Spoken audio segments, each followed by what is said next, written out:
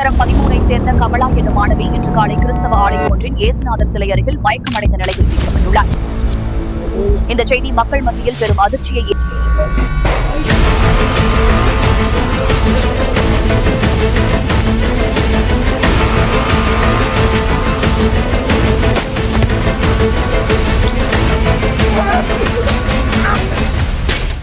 அப்படி என்ன ப்ரோ உங்க கதை சொல்லுங்களேன் கேட்போம்.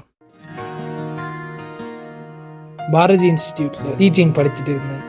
அங்கதான் கமலாவை பார்த்தேன்.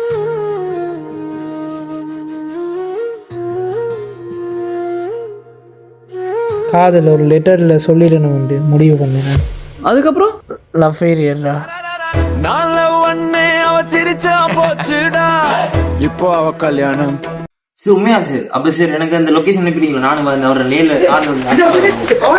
மாறி போச்சுடா, மாறி போச்சுடா, அவ பேரு ஒளிஞ்சு போச்சுடா. நம்ம ஊர்லயே 4-5 கடவுள் இருக்கும்போது அரக்க மட்டும் ஒண்ணுதானே இருக்கணும்.